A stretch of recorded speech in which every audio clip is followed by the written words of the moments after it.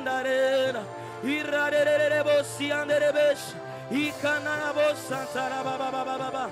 Reçois l'honneur, reçois l'honneur, reçois l'honneur, reçois l'honneur. Rababababababababababa.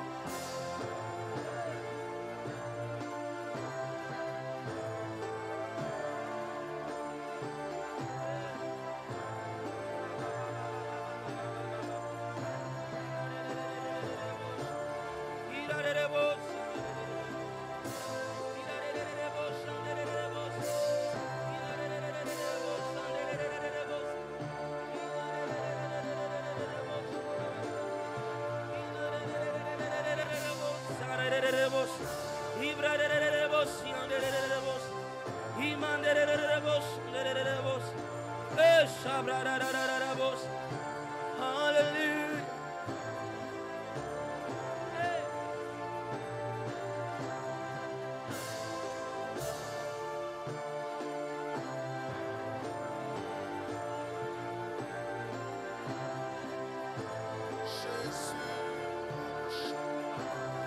Oh, hey.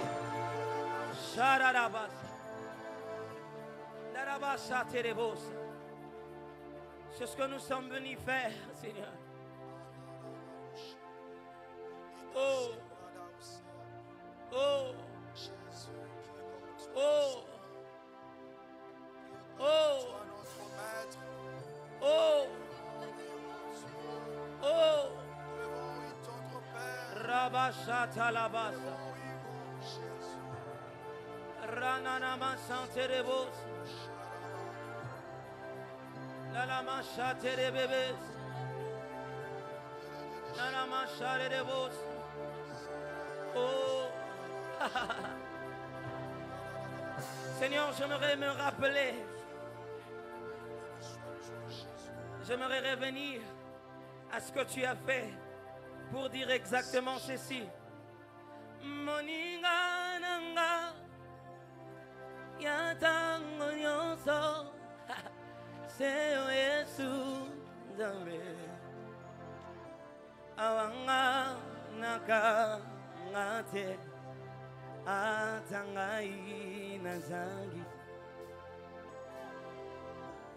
moninga nanga yatango nyonso seyo Yesu Nzambe awanga naka ngate atangai nazangi kapota ya mute mananga yo kausi yango yes nazala ikati napasi. Seigneur, tu ne m'as pas abandonné. Depuis janvier, je peux dire ah Bapota ya mote mananga oh yo kausi yango yes nazalaki kati napasi yo tikaki ngate oninga nanga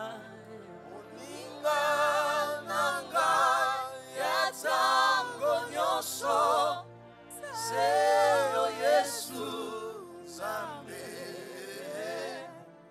awanga naka ngaite atangai nazangi Bapota ya motema Bapota ya motema nanga na 2021 kausi yango Yesu nazalaki kati napasi yo tikaki ngate. Seigneur, merci parce que tu as toujours été là, à chaque instant, à chaque moment. Notre ami fidèle, comme nous l'avons chanté, notre ami de tous les temps, C'est toi, Jésus. Toi qui penses les blessures de nos cœurs, toi qui restaures nos âmes, toi qui nous fais du bien. Nous voulons t'écouter encore ce soir, afin que tu nous transmettes une fois de plus les paroles de la vie. Tu l'as dit toi-même, les paroles que tu nous dis sont esprit et vie.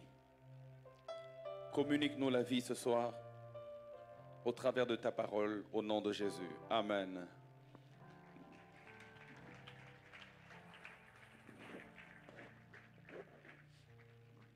Bonsoir. Je bénis Dieu pour ce soir qu'il nous donne, en ce mercredi enseignement, l'occasion pour nous de nous replonger dans la parole de Dieu de manière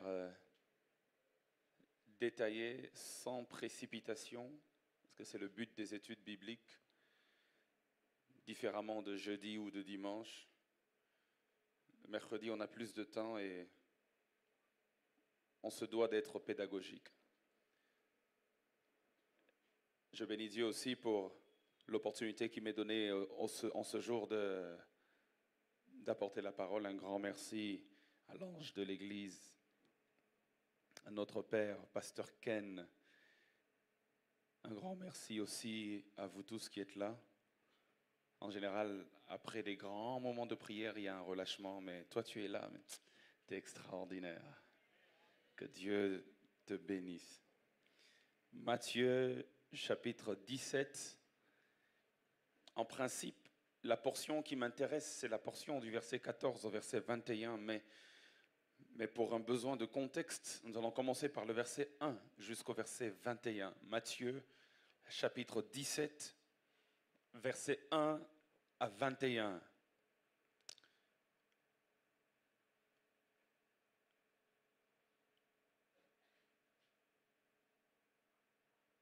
Six jours après, Jésus prit avec lui Pierre, Jacques et Jean, son frère, et il les conduisit à l'écart sur une haute montagne. Il fut transfiguré devant eux, son visage resplendit comme le soleil, et ses vêtements devinrent blancs comme la lumière. Et voici, Moïse et Élie leur apparurent, s'entretenant avec lui. Pierre, prenant la parole, dit à Jésus, « Seigneur, il est bon que nous soyons ici. Si tu le veux, je dresserai ici 3 tentes, une pour toi, une pour Moïse et une pour Élie. » Et comme il parlait encore, une nuée lumineuse les couvrit. Et voici une voix fit entendre de la nuée ces paroles, « Celui-ci est mon fils bien-aimé, en qui j'ai mis toute mon affection. Écoutez-le. » Lorsqu'ils entendirent cette voix, les disciples tombèrent sur leurs faces et furent saisis d'une grande frayeur. Mais Jésus s'approchant, les toucha et dit, « Levez-vous, n'ayez pas peur. » Ils levèrent les yeux et ne virent que Jésus seul. Comme ils descendaient de la montagne, Jésus leur donna cet ordre, « Ne parlez à personne de cette vision, jusqu'à ce que le Fils de l'homme soit ressuscité des morts. » Les disciples lui firent cette question. Il s'agit de quels disciples? Il s'agit des 3 disciples qui étaient montés avec lui. Ils lui firent cette question. « Pourquoi donc les scribes disent-ils qu'Élie doit venir premièrement ?» Il répondit, « Il est vrai qu'Élie doit venir et rétablir toutes choses, mais je vous dis qu'Élie est déjà venu et qu'ils ne l'ont pas reconnu et qu'ils l'ont traité comme ils ont voulu. De même, le Fils de l'homme souffrira de leur part. » Les disciples, donc les 3 disciples, comprirent alors qu'il leur parlait de Jean-Baptiste. Verset 14. Lorsqu'ils furent arrivés près de la foule, un homme vint se jeter à genoux devant Jésus et dit, « Seigneur, aie pitié de mon fils qui est lunatique et qui souffre cruellement. Il tombe souvent dans le feu et souvent dans l'eau. Je l'ai amené à tes disciples, les 9 autres disciples, et ils n'ont pas pu le guérir. » Parce que les 3, pendant que le Père a emmené l'enfant qui était possédé d'un esprit mauvais, les 3 étaient sur la montagne avec Jésus, on a compris. Donc les disciples dont il parle ici, le Père, je l'ai emmené à tes 9 autres disciples qui étaient restés ici avec nous au bas de la montagne, qui ne sont pas montés avec toi, et ils n'ont pas pu le guérir. Et Jésus répond, il dit, « Race incrédule et perverse, Répondit Jésus, jusqu'à quand serai-je avec vous? Jusqu'à quand vous supporterai-je? Emmenez-le-moi ici. Jésus parla sévèrement au démon qui sortit de lui et l'enfant fut guéri à l'heure même. Alors les disciples s'approchèrent de Jésus, tous ensemble, et lui dirent en particulier, pourquoi n'avons-nous pas pu chasser ce démon? C'est à cause de votre incrédulité, leur dit Jésus. Je vous le dis en vérité, si vous aviez de la foi comme un grain de sénévé, vous diriez à cette montagne, transporte-toi d'ici, et elle se transporterait, rien ne vous serait impossible. Verset 21. Mais cette sorte de démon ne sort que par la prière et par le jeûne. Est-ce qu'on peut dire Amen? Est-ce qu'on peut acclamer la parole de Dieu? Waouh, quel texte! Quel texte! Alors, lorsqu'il m'a été demandé hier d'apporter l'enseignement, j'essaierai de tout finir aujourd'hui, de tout épuiser parce que je ne pourrai pas continuer le mercredi prochain. Normalement, par la grâce de Dieu, nous ne serons pas ici. Alors, donc moi, je ne serai pas ici, mais nous serons, le reste, nous serons ici. Donc, je vais le donner comme une dose unique. Alors, supportez-moi, j'espère ne pas aller très vite, parce que la matière est quand même abondante. Mais elle est intéressante. Nous allons parler ce soir des 4 raisons de nos échecs. Pourquoi parfois on échoue? 4 raisons de nos échecs. 4 raisons. Et Jésus le dit dans ce texte. Jésus, il donne 4 raisons pour lesquelles ils ont échoué. Et c'est surtout, et j'aimerais nous placer dans le contexte de mon message, surtout sur le plan spirituel. 4 raisons de nos échecs spirituels. C'est surtout sur le plan spirituel, mais les 4 raisons peuvent évidemment aussi se comprendre ou peuvent évidemment aussi être vraies sur le plan physique et dans toutes les dimensions de notre vie. 4 raisons de nos échecs. Matthieu chapitre 17 versets 14 à 21 nous le donne et c'est cette portion qui m'intéresse. Et un peu comme je l'ai dit dans le contexte, Jésus-Christ monte avec Pierre, Jacques et Jean sur la montagne et là il est transfiguré. Pierre, Jacques et Jean voient Jésus-Christ transfiguré et pendant qu'ils sont sur la montagne, quelque chose se passe au bas de la montagne. Au bas de la montagne, il se passe que certains disciples qui étaient restés, les 9 qui étaient restés, un père leur a apporté son enfant malade afin que ces disciples-là le guérissent et ils n'ont pas pu le guérir, ils ont échoué. Et Jésus leur donne 4 raisons pour lesquelles ils ont échoué devant ce cas-là. Et nous allons les voir. Mais j'aimerais évidemment danser un tout petit peu autour du texte avant d'entrer vraiment dans le vif de mon sujet. J'aimerais faire quelques observations, 2 en particulier.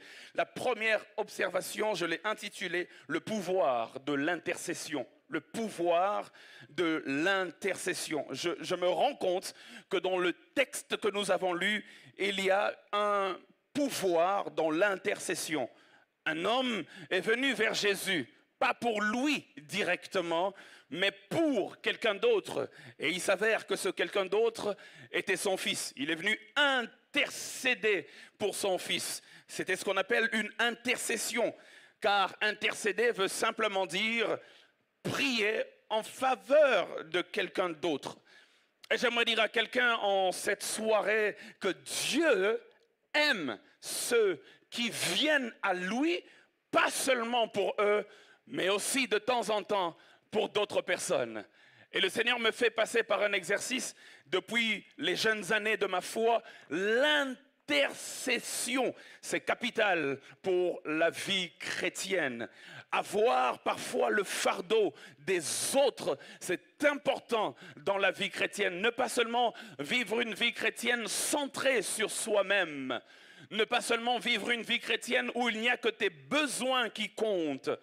Mais de temps en temps, même si tu n'as pas d'argent à offrir, mais de temps en temps, même si tu n'as pas de connexion, des branchements pour changer la situation de quelqu'un, mais si seulement tu peux le porter en prière, il y aura certainement des résultats dans la vie de cette personne. Et ce que j'aime avec l'intercession, c'est que celui qui intercède pour quelqu'un, alors que lui-même a des problèmes aussi qu'il aurait pu présenter à Dieu, Tu as des soucis, mais tu viens parler à Dieu des soucis de quelqu'un d'autre.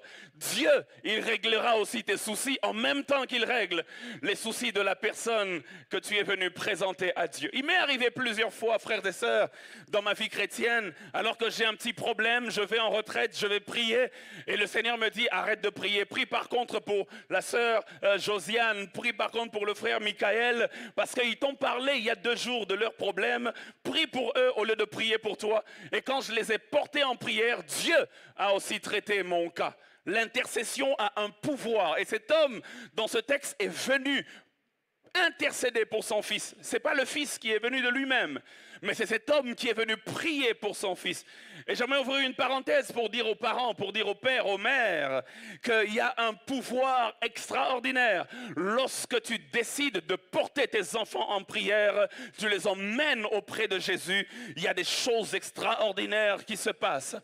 Dieu cherche des intercesseurs. Dieu est à la recherche des intercesseurs. Et ce n'est pas moi qui l'invente, c'est la Bible qui le dit.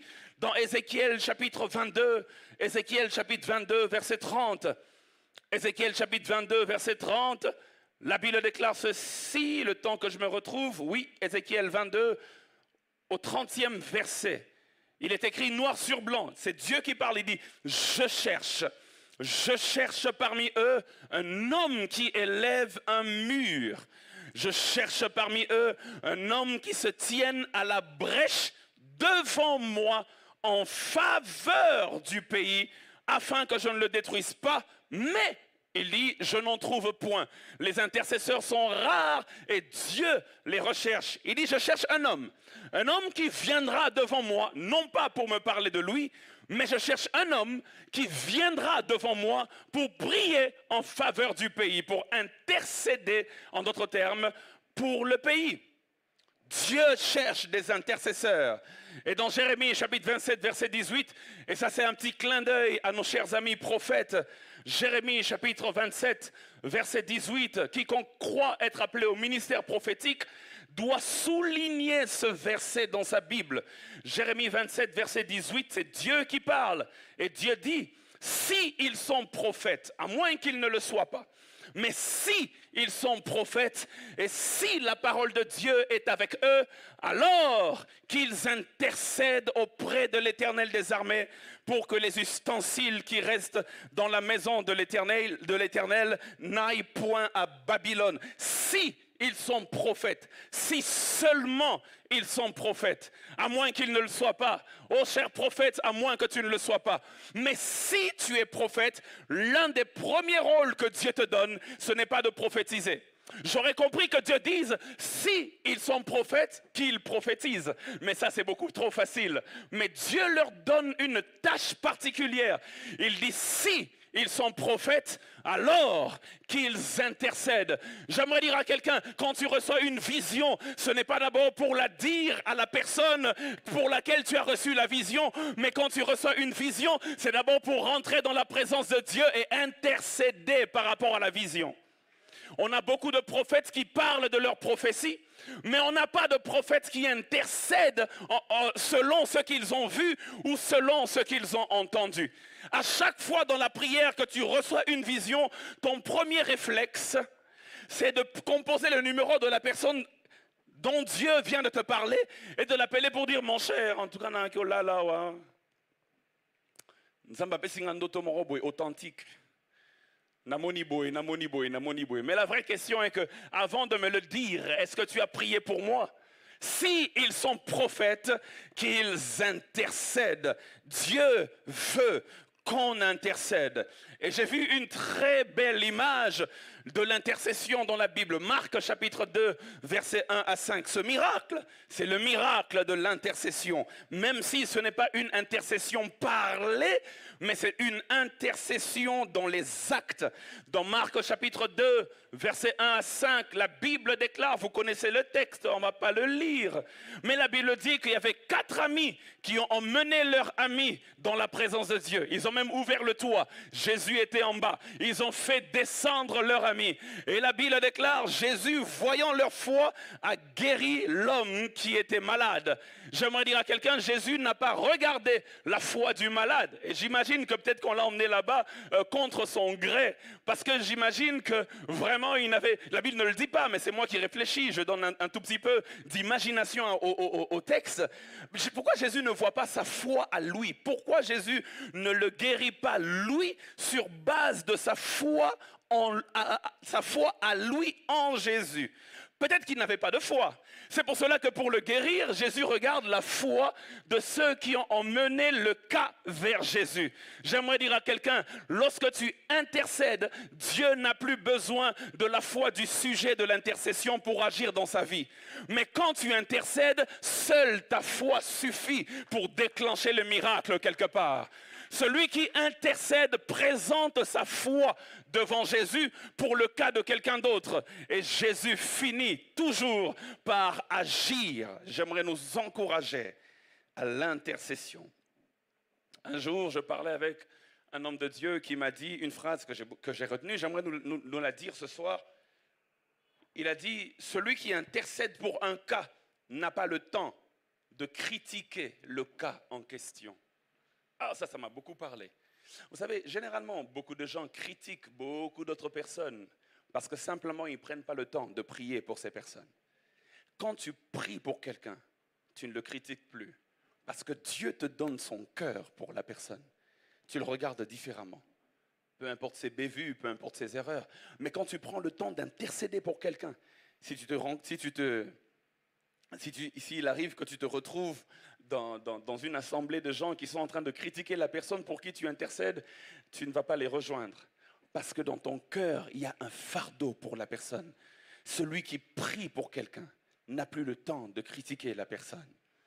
Et dans la Bible, je me suis rendu compte en lisant que Jésus-Christ aime les intercesseurs. Non seulement que Dieu les recherche, mais Jésus-Christ lui-même les apprécie. Jésus les apprécie parce que les deux personnes dont Jésus a loué la foi étaient des intercesseurs. Matthieu chapitre 8, verset 10. Il regarde un officier romain qui était venu plaider pour son serviteur qui était malade. Et Jésus dit, mais grande est ta foi. Je n'ai jamais vu une telle foi en Israël. Jésus loue sa foi, un intercesseur. Une femme syrophénicienne, dont Matthieu chapitre 15, verset 28, est venue aussi plaider pour sa fille. Et Jésus-Christ dit à cette femme, oh woman, oh femme, grande est ta foi. Il dit, je n'ai jamais vu une telle foi en Israël. C'est les deux personnes devant qui Jésus s'est exclamé à cause de la qualité de leur foi. Et les deux personnes, bizarrement, n'étaient pas venues pour elles-mêmes. Les deux personnes étaient venues pour d'autres personnes. Alléluia. J'aimerais que tu m'aides à regarder ton voisin. Dis-lui de temps en temps, Sambela rape ponangai. De temps en temps. Au Sambeli ponayo petro, mais de temps en temps. Prie aussi pour moi, de temps en temps. L'intercession est une puissance. Et dans Jean chapitre 17, Jésus-Christ nous montre un modèle de prière d'intercession. Le temps me manquerait de lire toute la prière, mais Jésus-Christ est en train d'intercéder. Il prie pour ses disciples qui étaient là autour de lui. Il prie pour ceux qui croiraient en lui plus tard.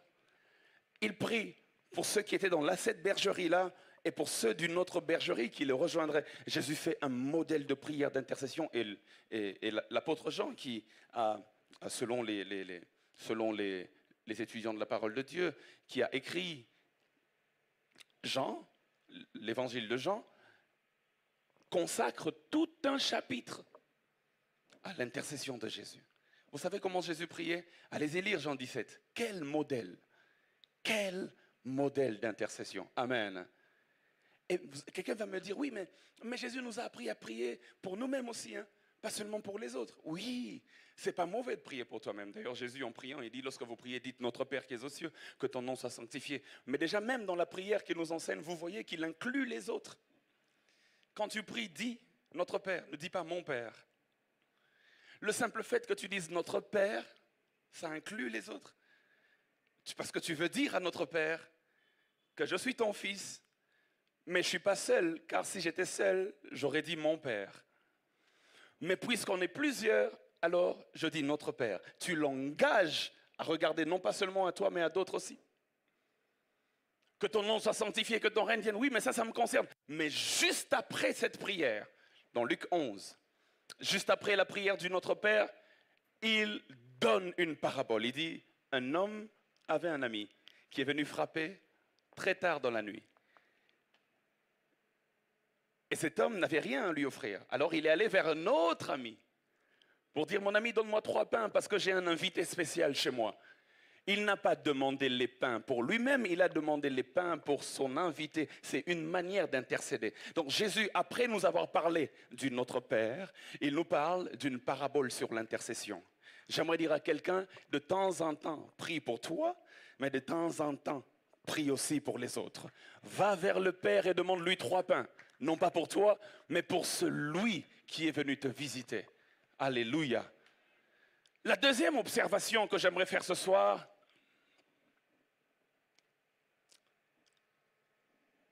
cet homme, dans Matthieu chapitre 17, il vient à Jésus et il lui dit, au verset 15, « Seigneur, regardez sa prière. Seigneur, aie pitié de mon fils. » C'est ça sa prière. Seigneur, aie pitié de mon fils. C'est comme ça que Louis II traduit cela. Aie pitié de mon fils.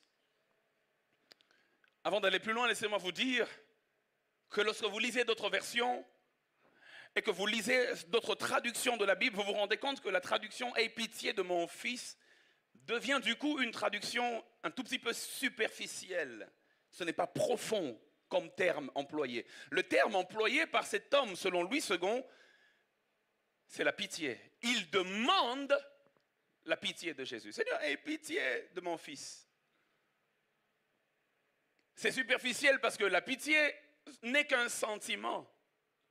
Écoutez, ce n'est pas parce que tu as pitié de quelqu'un que tu as forcément la solution à son problème. Je peux regarder quelqu'un dans la rue en train de souffrir, je peux voir, oh, maouin. Il vous arrive de temps en temps, lorsque vous conduisez vos véhicules, que certains enfants viennent frapper pour dire, papa, baissant à 200, papa, baissant à 300, nasombali, oh, maouin, vraiment. Et puis, au tali, na poche, au louki peut 200, au louki peut 300, yo posa na ngote. Ça arrive, non, de temps en temps. On a volonté à couper ça. Mais ma coquille, des athées. Mais la pitié, tu l'as eue pour l'enfant. Tu regardes, tu dis, oh, Ngoyao, mais vraiment, comme j'ai appris dernièrement, toute une famille qui avait été incendiée. Quand tu regardes, tu dis, oh, mais Seigneur, mais j'ai pitié pour eux. Mais qu'est-ce que tu peux faire? Tu n'as pas forcément les moyens pour les aider. Mais la pitié, elle est là. La pitié, c'est un sentiment. Et ça peut s'arrêter au niveau du sentiment. Tu peux regarder, même verser une larme, mais sans faire quelque chose. Beaucoup d'entre nous ici, on regarde des documentaires. Et quand tu regardes un documentaire sur Netflix ou bien sur YouTube, tu regardes une histoire vraie, tu verses vraiment une larme devant ta télé.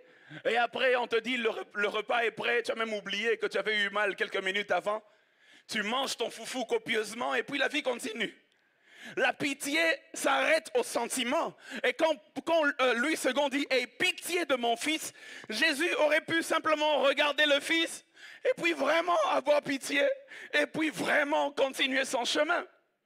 Mais j'ai lu d'autres traductions qui disent « Aie compassion de mon fils ». Alors là, à mes yeux, ça commence à devenir acceptable. Parce que la différence entre la pitié et la compassion, c'est que la pitié s'arrête au sentiment, mais la compassion, c'est un sentiment qui te pousse à l'action. Lorsqu'on parle de compassion, il n'y a pas que ce que je ressens. Lorsqu'on parle de compassion, il y a maintenant ce que je fais de ce que je ressens. Là, tu passes à l'action et si tu as l'argent, tu regardes un enfant qui n'a pas de frais pour payer ses études et il vient te demander, il dit, s'il te plaît, pasteur, aie pitié de moi, aie compassion de moi. Tu regardes, tu dis, ah, il faut qu'il étudie parce que les études, c'est important. Et puis tu lui poses la question, mais il te faut payer combien? C'est $200. Et si tu as $200 pour payer ses frais, tu les enlèves de ton porte-monnaie et tu donnes. Là, tu n'as pas seulement eu pitié, là, tu as eu compassion parce qu'il y a eu un sentiment qui t'a poussé à l'action. Dans l'église, on a beaucoup de gens qui ont pitié, mais très peu de gens qui ont compassion. Mais je me suis rendu compte que même cette traduction, elle est bien, mais les traductions anglaises vont un peu plus loin. Et c'est là que je me suis posé la question, mais le père aurait pu dire comme un bon quinois, Seigneur, Nkolo, salelangangolu. C'est ce que généralement on aime dire devant un cas compliqué. Tu regardes le cas, tu dis vraiment je n'ai aucune solution. Nkolo, salelangangolu. Et cela aurait été traduit par Seigneur, fais grâce à mon fils. Mais cet homme ne demande pas la grâce de Jésus. Ce qui est bizarre, et là où les traductions anglaises me plaisent, surtout la traduction King James Version, elle dit, et en mon sens c'est la meilleure traduction sur ce texte, elle dit « Have mercy on my son ».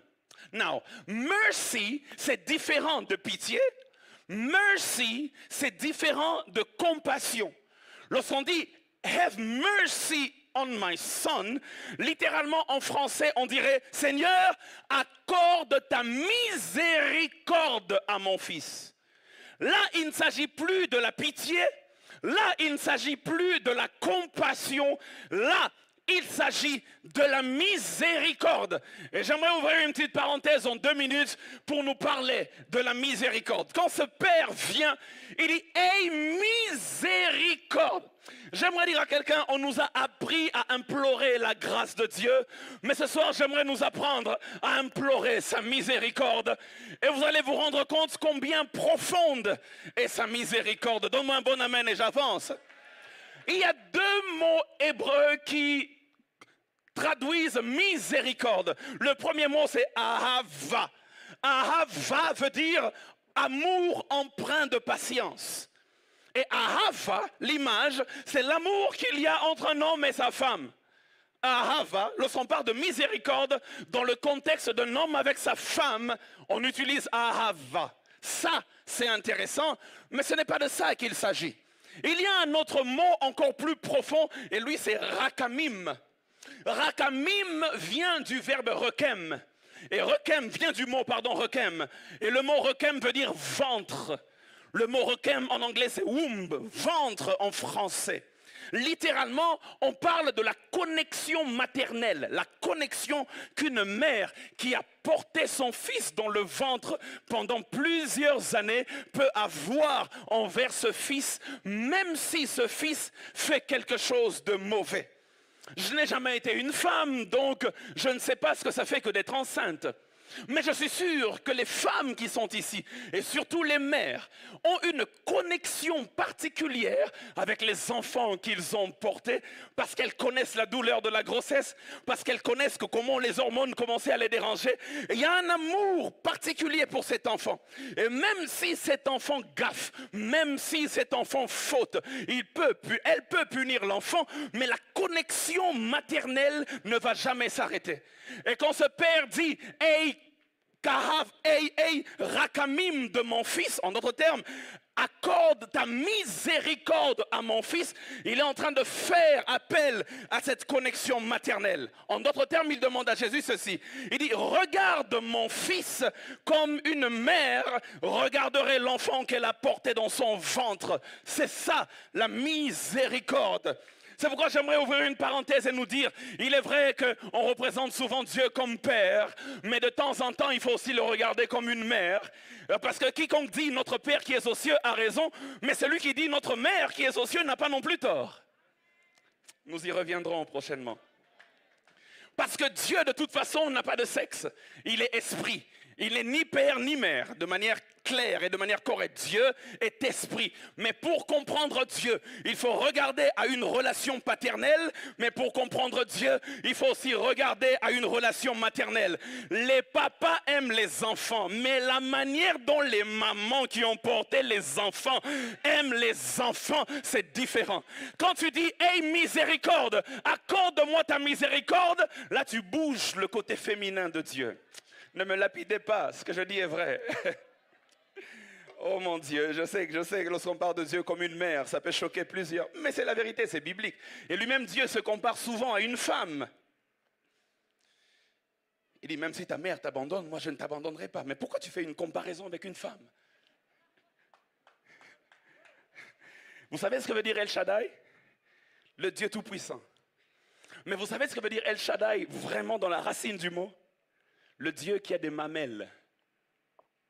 Ah, vous ne saviez pas, hein? C'est-à-dire le Dieu qui peut t'allaiter. C'est-à-dire le Dieu qui est tout suffisant. Alors si j'imagine Dieu avec des mamelles, c'est que Dieu, quelque part, est maman.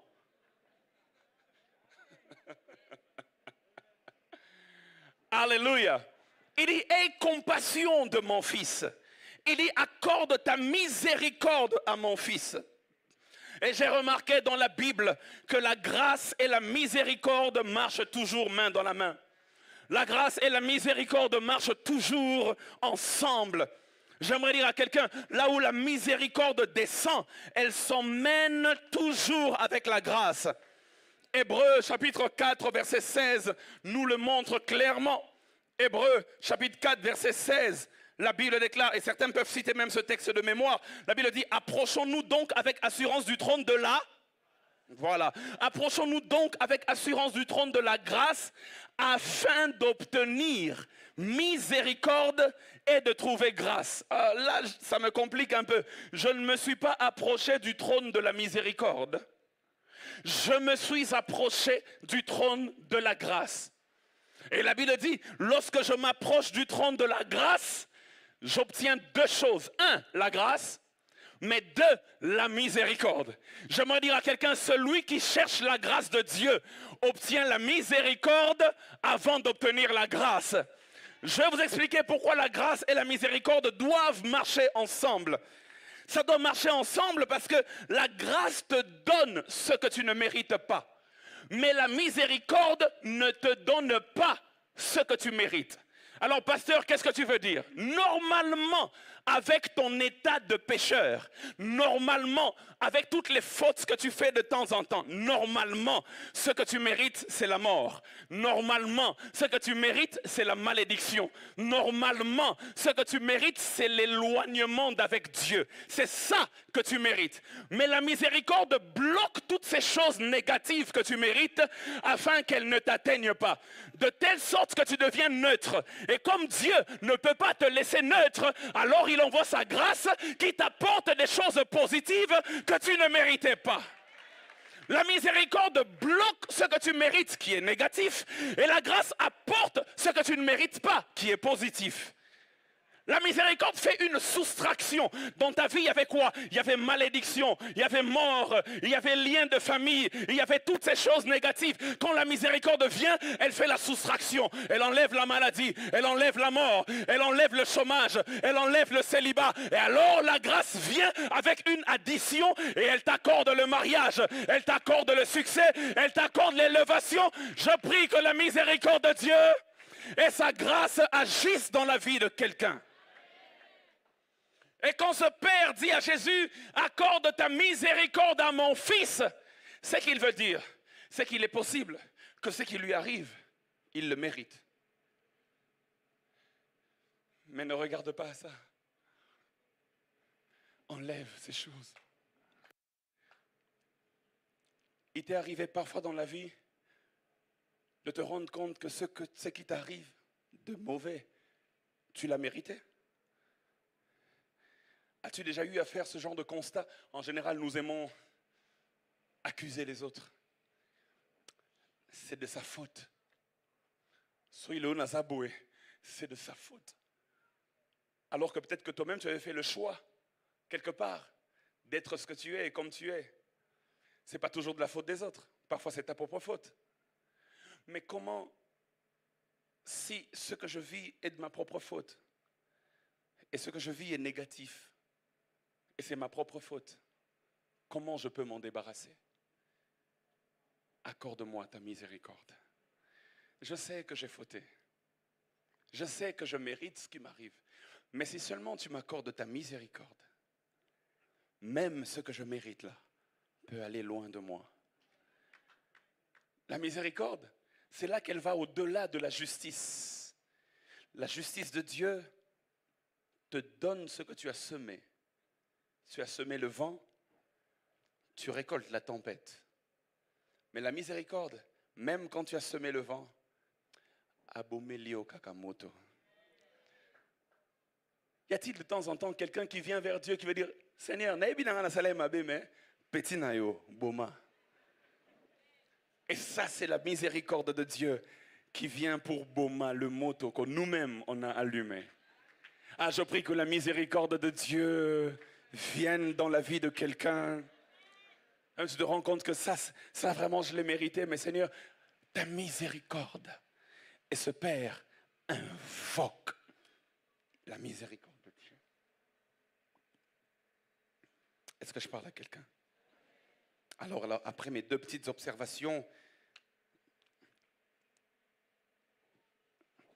crevons l'abcès, entrons dans le vif du sujet. Voici les 4 raisons de nos échecs. Et c'est Jésus qui les donne. Matthieu chapitre 17, on peut relire, on peut remettre le texte, surtout le verset 17 et le verset 21. C'est Jésus dans ses réponses qui donne les raisons de l'échec des disciples, des 9 disciples qui étaient restés.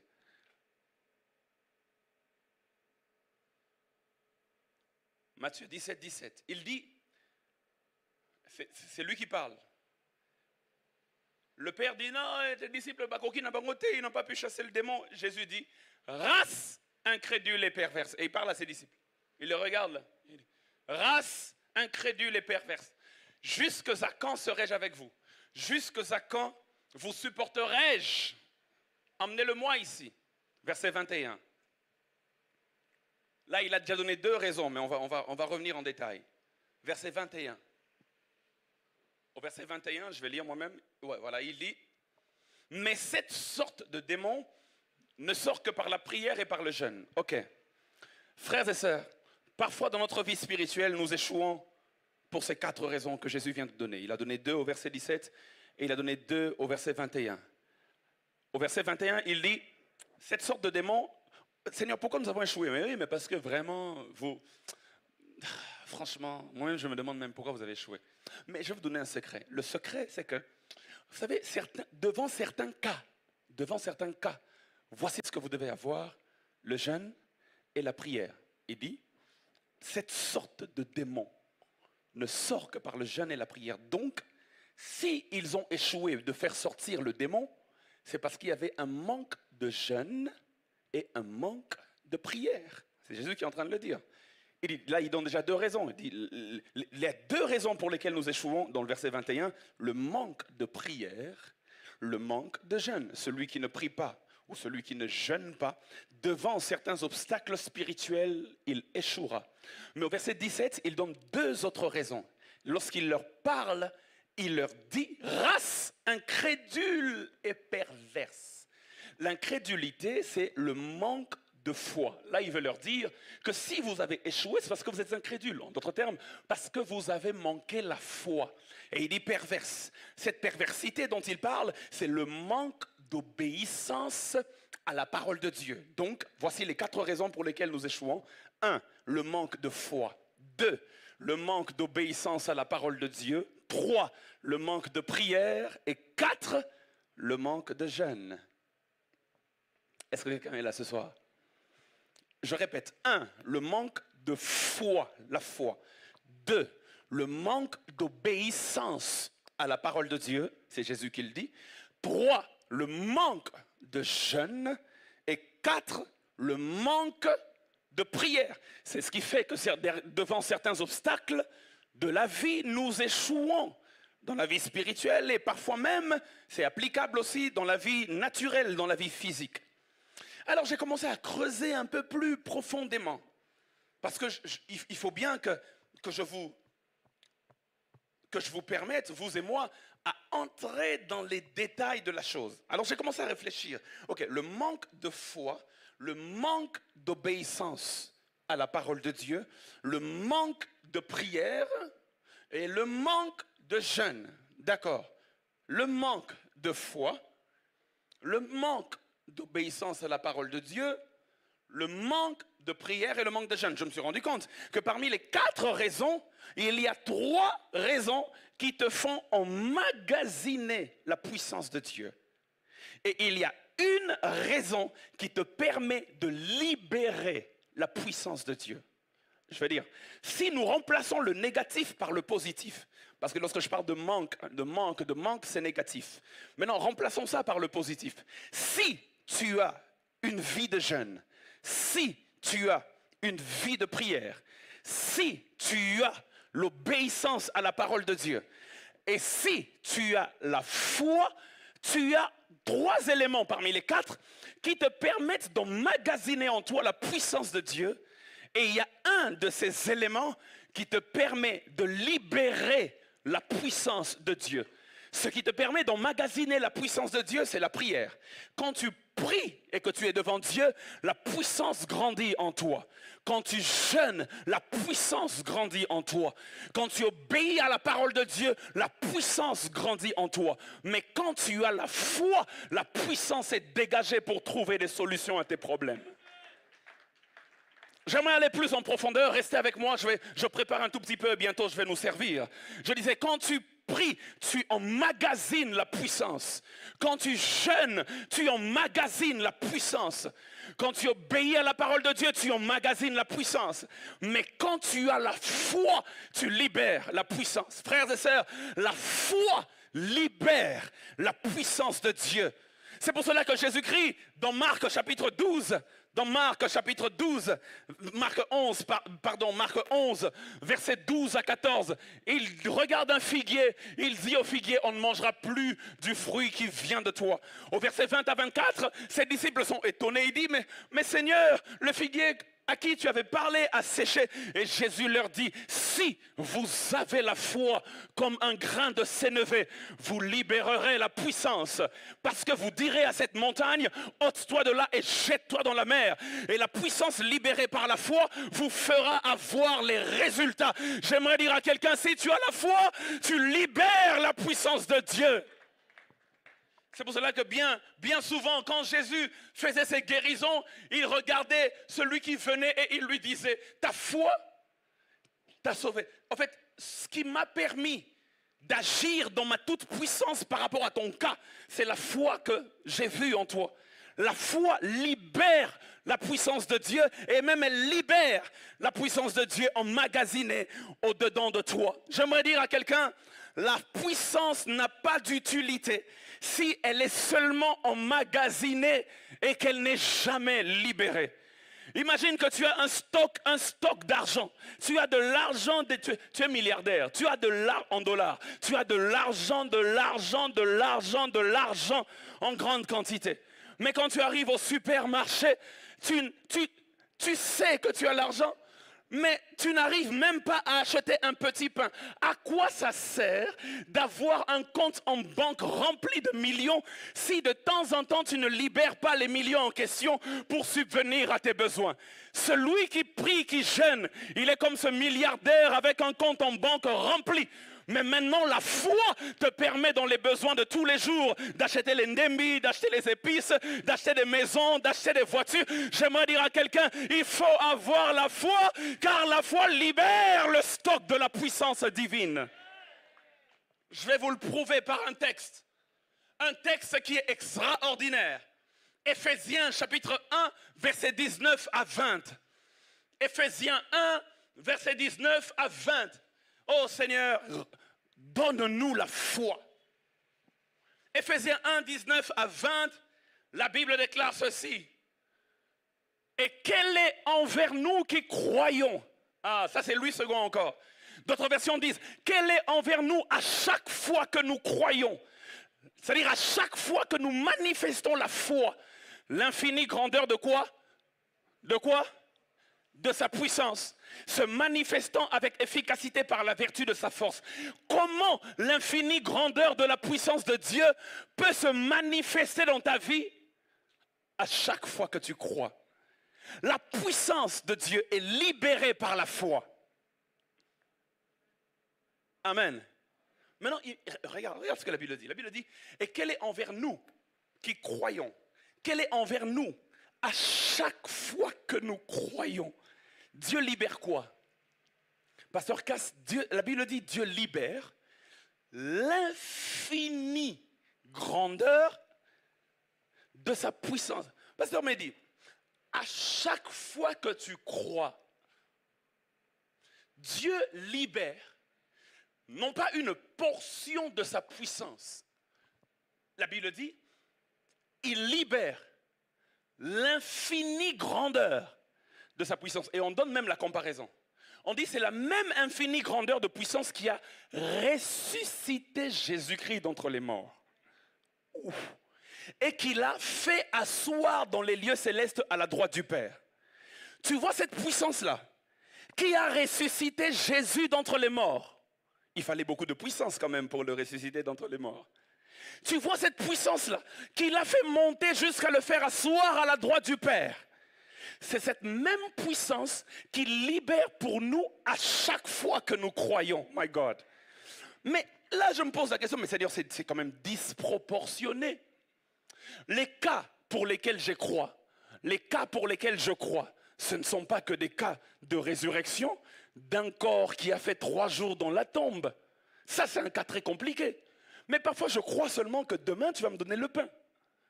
Parfois, je crois seulement que moi aussi, tu vas me donner le mariage. Parfois, je crois seulement qu'en sortant d'ici, je trouverai le transport. Je crois que Dieu va me donner le transport. Mais à chaque fois que je crois, il libère pour trouver la solution la même puissance qui a ressuscité. Oh my God, je ne sais pas si quelqu'un est en train de me comprendre. C'est un peu comme un petit voleur du coin. Il a volé une boîte de lait. Et il faut envoyer la police pour arrêter le voleur. Normalement, on envoie un policier. Normalement, on envoie 2 policiers. Maintenant, imagine qu'on envoie toute l'armée américaine pour venir traquer un petit voleur. On envoie les soldats de terre, on envoie les soldats de mer, on envoie les soldats des airs, on envoie les arsenals militaires. Vous cherchez quoi? Nous cherchons le petit voleur qui a volé ici vers Kimpuanza. Il dit, mais c'est disproportionné. Pour que les gars n'associent pas 2 militaires. Il dit, non, à chaque fois que tu crois, je ne libère pas 2 militaires. À chaque fois que tu crois, je libère l'infinie grandeur de la puissance divine. Est-ce que tu sais que pour avoir le pain pour lequel tu as cru sur la table, la même puissance qui a ressuscité Jésus d'entre les morts était entrée en scène pour t'emmener le pain? Oh my God! C'est-à-dire que le croyant, c'est quelqu'un de dangereux. Parce que derrière le croyant, il n'y a pas une portion de la puissance divine. Derrière le croyant, il y a l'infinie grandeur de la puissance divine. Y a-t-il quelqu'un qui croit ce soir? Et Jésus-Christ regarde ses disciples et il les emmène à un autre niveau de la foi. Oh, j'ai beaucoup aimé ce niveau de la foi. Pasteur Dadi, Jésus-Christ les regarde. Les disciples lui disent, mais Seigneur, mais on n'a pas pu chasser, non, mais Seigneur, le figuier que tu as maudit dans Marc 11, il a séché. Et Jésus le regarde et dit, ayez foi en Dieu. Oh my God.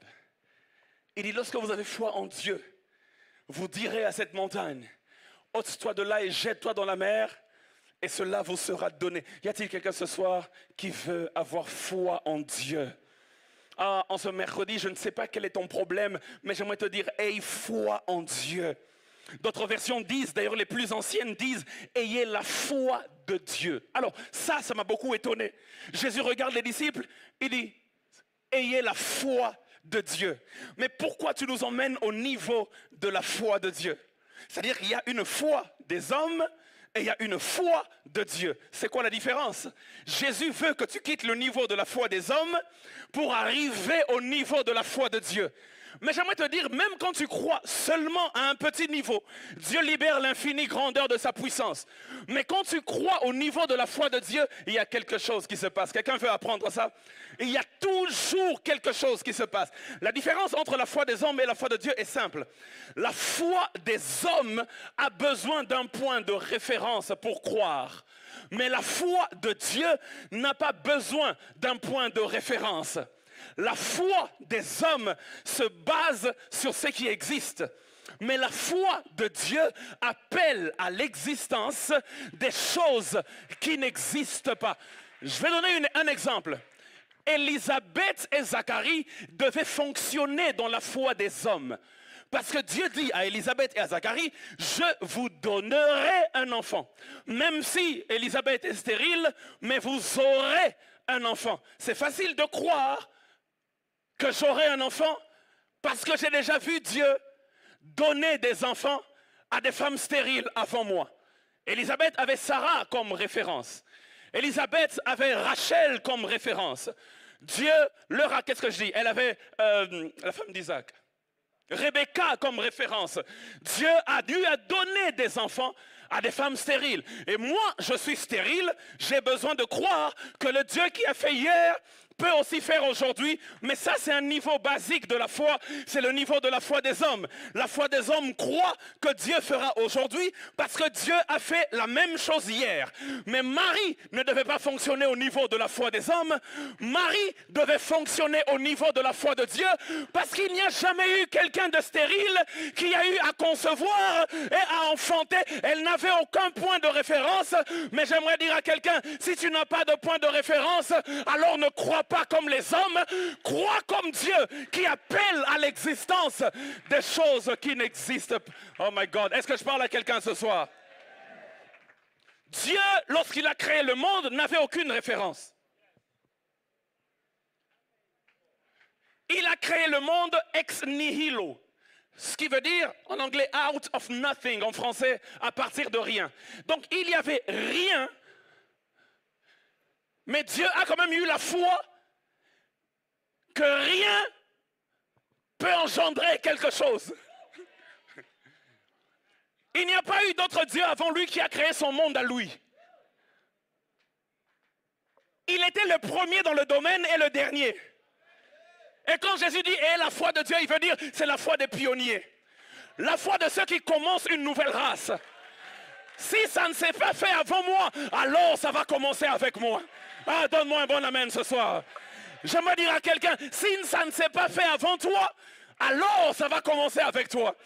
Quand tu regardes ton cas, tu regardes dans le passé, tu fouilles dans la Bible, il n'y a pas eu de cas comme ça que Dieu a guéri. Si ça ne s'est pas fait avant toi, alors ça va commencer avec toi. J'aimerais dire, quitte le niveau de la foi des hommes et arrive au niveau de la foi de Dieu. Y a-t-il quelqu'un qui veut naviguer dans la foi de Dieu ce soir? Alléluia. N'a pas besoin de référence dans le passé. C'est pour cela, frères et sœurs, lorsque la foi devient difficile, quand ce que Dieu nous demande n'a aucune référence dans l'histoire, alors on a besoin de la foi du niveau de Dieu. Jairus en avait eu besoin. Lorsque sa fille était malade, il est venu dire à Jésus, ma fille est malade, viens la guérir. Mais ça, c'est la foi des hommes. Parce qu'il a déjà entendu que Jésus a guéri plusieurs malades. Et comme ma fille est malade, s'il a guéri Élisabeth, s'il a guéri Jean-Pierre, s'il a guéri Laude, alors il peut aussi guérir ma fille. Mais en chemin, la Bible déclare sa fille est morte.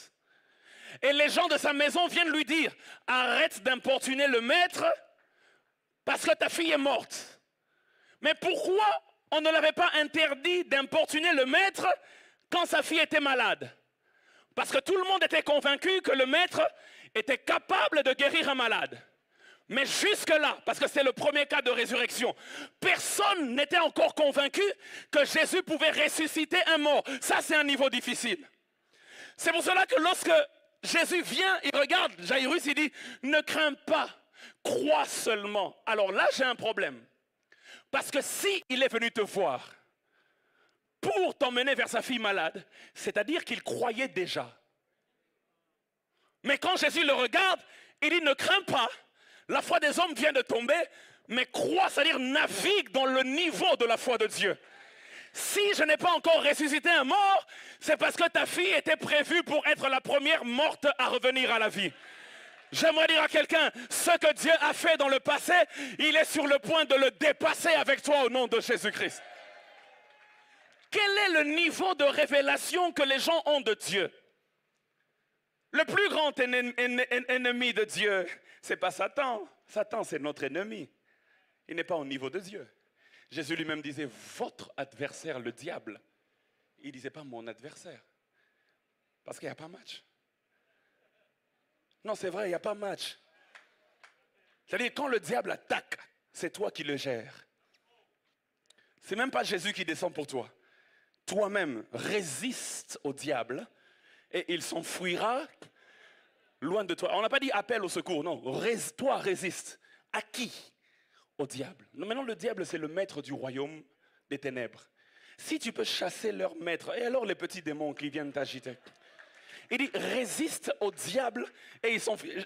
J'ai envie de dire quelque chose qu'un bishop a dit aux États-Unis, Bishop Noel Jones. J'ai envie de dire quelque chose qu'il a dit qui m'a beaucoup choqué. Ça a choqué ma théologie. Et lui-même, en le disant, il disait, ça va choquer votre théologie. Il dit, pasteur Mehdi, après, vous êtes obligé de croire ou pas, mais en tout cas, il dit ceci. Il dit, quand Daniel a prié, Dieu a envoyé qui pour lui donner la réponse à sa prière? Gabriel, n'est-ce pas? Dieu envoie l'archange Gabriel. Mais qu'est-ce qui s'est passé? Il a été stoppé dans les airs par le prince de Perse. Vous êtes d'accord avec moi? Et puis Dieu a envoyé en renfort qui? Michael. L'archange Michael est venu et l'archange Michael a libéré Gabriel. Alors il fait une hiérarchie. Il dit donc Gabriel, stoppé par le prince de Perse, certainement il a plus de pouvoir, mais secouru par Michael, donc Michael est au-dessus de tous en termes de puissance. Et puis il dit, mais Michael, lui, quand il a fait face à Satan, quand il disputait le corps de Moïse, la Bible déclare, he did not rebuke the devil, c'est-à-dire il n'a pas, en français on dit tenu de propos diffamatoires ou encore injurieux. Mais la traduction rebuke, ça veut dire il n'a pas chassé le diable. Parce que s'il a plus de pouvoir et qu'il deal avec Satan, il peut le chasser pour dire dégage, le corps de Moïse nous appartient. Mais il ne l'a pas fait. Par contre, Jésus t'a dit à toi que toi, tu peux chasser le diable. Il dit dans la hiérarchie de pouvoir, il y a Gabriel, il y a le prince de Perse, il y a Michael, il y a Satan et il y a le croyant. Il dit le croyant est au sommet de la pyramide. Il dit ceci, vous dites souvent que l'ange de l'Éternel va me protéger. Il dit, mais si tu marches avec l'ange de l'Éternel et que Satan vous attaque, ce n'est pas lui qui te protégera, c'est toi qui le protégeras, lui, parce que lui sera derrière toi. Ça veut dire à chacun de croire s'il veut. Parce que ça a choqué ma théologie. J'espère que vous êtes autant choqués que moi. Il dit parce qu'il n'a pas pu chasser Satan, mais toi tu as le pouvoir de le chasser. Si tu marches avec Michael et que Satan vous attaque, Michael va passer derrière toi pour dire Yaya benganaye, benganaye, benganaye, benganaye. J'aimerais dire à quelqu'un, tu as le pouvoir de marcher sur le serpent. Tu as le pouvoir de marcher sur le scorpion. Si seulement tu as la foi, toute la puissance de Dieu est libérée. Toute la puissance de Dieu est libérée. Tu n'as pas besoin d'avoir un point de référence. Et le Seigneur me disait pendant que je préparais ce message qu'il est sur le point de faire pour nous des choses qu'il n'a jamais faites avant. Quand tu vas regarder, tu vas dire, ça ne s'est jamais fait dans l'histoire, mais tu as besoin de la foi de Dieu parce que ça va commencer avec toi. Je suis venu prophétiser sur quelqu'un que nous entrons dans une saison où Dieu va faire pour nous des choses qu'il n'a jamais faites auparavant. Qu'il n'a jamais faites auparavant. Jamais. Jamais. Jamais. Et lorsque je lisais ce texte, je me suis rendu compte qu'il y a quelque chose qui avait disqualifié les 9 disciples qui étaient restés. en dessous de la montagne. Pasteur Anthony, Jésus monte avec 3 disciples, pas tous. Il monte avec Pierre,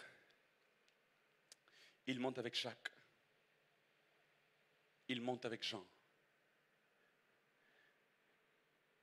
Et en bas, ceux qui ont échoué, c'est ceux qui n'étaient pas montés. C'est pour cela que j'aimerais dire à quelqu'un ce soir, lorsque tu montes sur la montagne, tu y vas généralement pour prier, pour jeûner.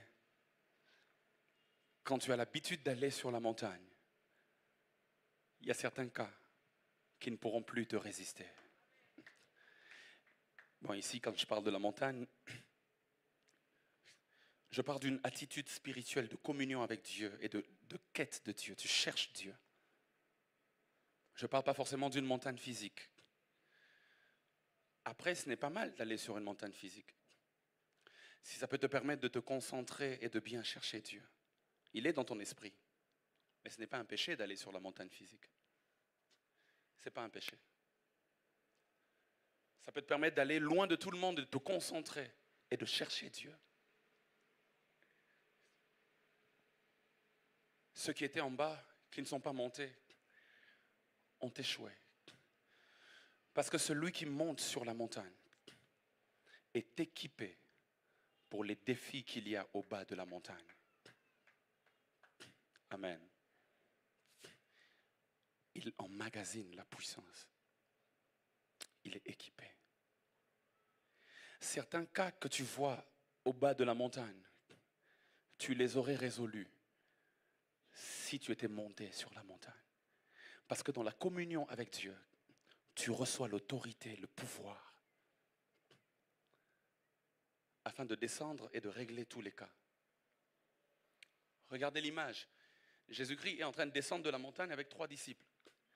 Et quand ils arrivent en bas, un père vient lui dire, mais tes disciples, ceux qui étaient restés, n'ont pas pu chasser le démon. Et c'est à cause de tout ce que Jésus leur a dit, toutes les choses qu'il manquait. Mais c'est aussi à cause du fait qu'ils avaient raté le rendez-vous de la montagne. Parce que ce père, dans Matthieu chapitre 17, verset 15, est-ce qu'on peut me le mettre sur l'écran? Je suis en train de conclure mon message, on va prier. Dans Matthieu chapitre 17, verset 15, le père est en train de donner un détail que j'ai beaucoup aimé. Il dit, Seigneur, aie pitié de mon fils qui est lunatique et qui souffre cruellement. Et très souvent, le démon le fait tomber dans le feu et souvent dans l'eau. Amen. Hein? Ceux qui étaient au bas de la montagne ne pouvaient pas chasser ce démon qui aime le feu et l'eau. Mais ceux qui sont montés sur la montagne ont vu 2 personnes. Une personne qui a séparé les eaux et une personne qui a fait descendre le feu du ciel. Quand tu es sur la montagne, tu es équipé et quand tu descends, tu peux résoudre les cas. J'aimerais dire à quelqu'un, quand tu es sur la montagne, Dieu te donne des révélations qui vont te servir pour chasser les démons qu'il y a au bas de la montagne. Quand ils ont vu Élie qui a fait descendre le feu et quand ils ont vu Moïse qui a séparé les eaux, c'était un équipement spirituel parce que le cas qu'il y a en bas, c'est un cas qui aime le feu et qui aime l'eau. Mais si j'ai rencontré Moïse et que j'ai rencontré Élie, alors je n'ai pas peur du démon qui joue avec le feu et qui joue avec l'eau. Parce que je connais quelqu'un qui a séparé des eaux terribles et je connais quelqu'un qui même a fait descendre le feu du ciel. Je suis équipé sur la montagne pour résoudre les problèmes qu'il y a au bas de la montagne. Ça, j'aimerais t'encourager, aime la montagne. Amen. Hein? Lingakangomba. C'est-à-dire dans ton esprit, en esprit et en vérité, communie avec Dieu, monte. Alléluia. Et quand tu montes, tu te rends compte qu'en descendant, les choses ne sont plus les mêmes. Lorsque Jésus a prié pendant 40 jours et 40 nuits, là dans le désert, et quand le diable est venu l'attaquer, il a vaincu. Il n'a pas cédé à la tentation parce qu'il venait d'être spirituellement équipé. Quand tu es équipé spirituellement, il y a des choses que tu arrives à vaincre facilement. Alléluia. Voici les raisons pour lesquelles parfois on échoue. Mais je prie au nom de Jésus-Christ que Dieu fasse de nous des hommes de foi. Je prie au nom de Jésus qu'il fasse de nous des hommes qui obéissent à sa parole. Je prie au nom de Jésus qu'il fasse de nous des hommes qui aiment la prière et des hommes qui aiment le jeûne et des hommes qui demeurent dans sa présence. Et quand tu as tout ça, tu ne peux plus échouer spirituellement. Vainqueur, héros, donc dangereux, très très très dangereux. Il est possible même que certains cas de la famille, on commence à te les emmener à toi. Parce que Dieu veut te faire grandir en autorité spirituelle. J'aimerais dire à quelqu'un, aie la foi de Dieu. Et quand tu as la foi de Dieu, plus rien ne te sera impossible. Que le Seigneur vous bénisse ce soir au nom de Jésus. Lève-toi là où tu es, on va prier 2 minutes. Merci. On va prier 2 minutes et on va se séparer.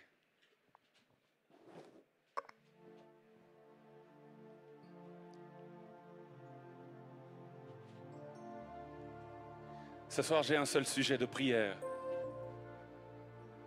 Tu vas dire à Dieu, comme ce Père l'a dit à Jésus. Parce qu'il a dit à Jésus, si tu peux guérir. Et Jésus s'étonne, il se fâche même dans d'autres versions, dans d'autres textes. Jésus lui dit, si tu peux. Comment tu peux me dire si tu peux? Bien sûr que je peux tout. Et cet homme a dit à Jésus, Seigneur, viens au secours de mon incrédulité. Viens au secours de mon manque de foi.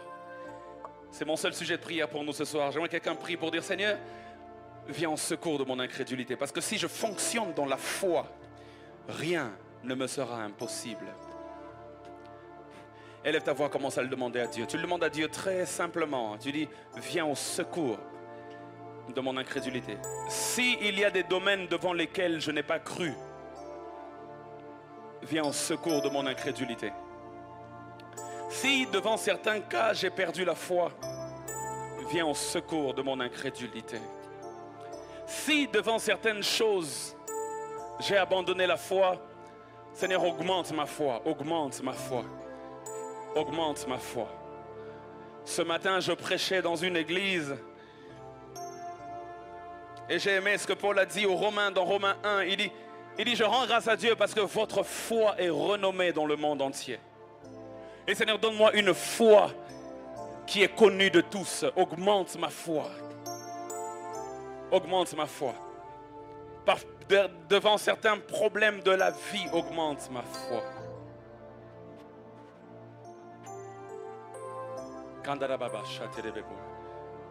Elle est ta voix, dis-lui un mot.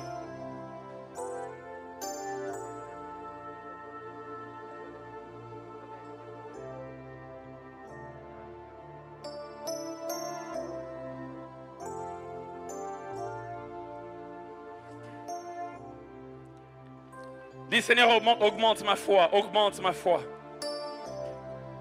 Augmente ma foi. Augmente ma foi.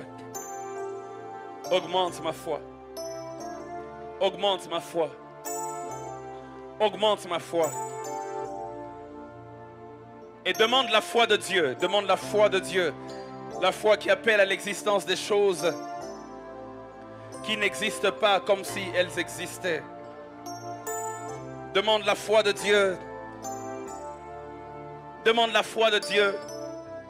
La foi qui n'a pas besoin d'un point de référence. Demande la foi de Dieu. La foi qui n'a pas besoin que la chose ait été faite dans le passé pour que moi je croie dans le présent. Demande la foi de Dieu, la foi des pionniers. La foi de ceux qui commencent une nouvelle race. La foi de ceux qui sont les premiers à vivre une faveur. La foi de ceux qui sont les premiers à fonctionner dans une dimension. Demande la foi de Dieu. La foi de ceux qui sont les premiers à toucher. La foi de ceux qui sont les premiers à vivre la chose. Même si ça ne s'est jamais fait dans mon travail, ça peut commencer par moi. Même si ça ne s'est jamais fait dans l'église, ça peut commencer par moi. Il n'y a pas eu de femmes qui ont enfanté sans le secours d'un homme ou qui sont tombées enceintes. Mais Marie, tu peux être la première. Si Dieu te dit que ça va se faire, et que ça ne s'est jamais fait avant toi, alors demande la foi de Dieu. Mais Seigneur, je veux cette dimension de la foi. Cette dimension qui crée à partir du néant. Cette dimension qui appelle à l'existence des choses qui n'existent pas comme si elles existaient. Seigneur, je veux ta foi. Seigneur, je veux ta foi par rapport aux défis au boulot, par rapport aux défis dans mon travail. Seigneur, je veux ta foi. Ayez la foi de Dieu. Ayez la foi de Dieu. Pardonne mon incrédulité. Pardonne mon manque d'obéissance à ta parole. Pardonne mon manque de foi. Pardonne mon manque de prière et de jeûne. Je veux ta foi. Je veux ta foi. Je veux ta foi. Je veux ta foi. Reste calme, je vais prier pour toi.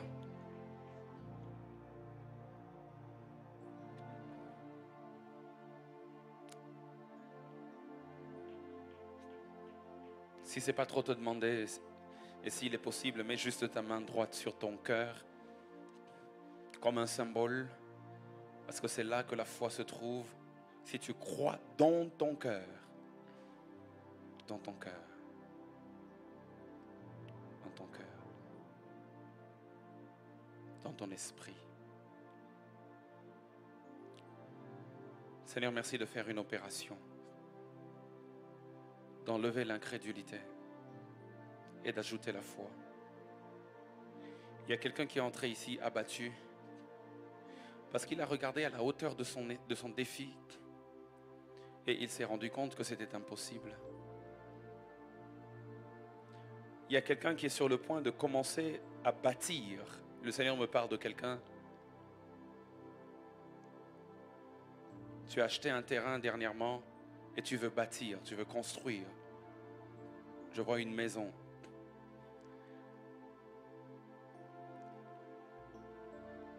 Mais il n'y a pas les moyens qu'il faut. Et tu es en train de te dire, je vais commencer dans 5 ans peut-être. Et le Seigneur me dit de te dire, aie la foi, avance, commence, pose une première brique. Et dans moins de 2 ans, tout sera déjà fini. Je vois quelqu'un devant comme une impossibilité. Et lorsque je parle de construction, Dieu me parle de quelqu'un qui veut aussi commencer une œuvre. Ce n'est pas une œuvre comme une maison qu'on peut toucher, mais c'est spirituel, ou c'est une entreprise, ou c'est une église. Et Dieu me dit de te dire, il y a une grâce spéciale qui descend sur toi. Une foi comme jamais auparavant. La foi bouge, même quand la mer qui est devant est fermée. La foi bouge, même quand la mer rouge est fermée.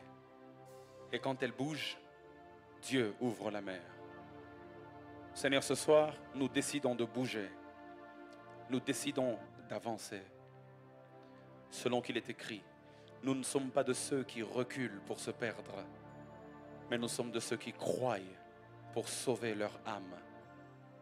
Ce soir, je déclare, mon frère, ma sœur et moi-même, nous ne reculerons pas, mais nous avancerons vers nos objectifs. Nous avancerons vers la réalisation de nos grands projets. Nous avancerons avec le peu qu'il y a dans nos mains, mais avec la foi qu'il y a dans nos cœurs, tout sera possible. Parce que celui qui a la foi peut multiplier 5 pains et 2 poissons et ça devient beaucoup de choses. Je déclare dans le nom de Jésus-Christ que nous quittons la dimension de la foi des hommes, mais que nous entrons dans la dimension de la foi de Dieu.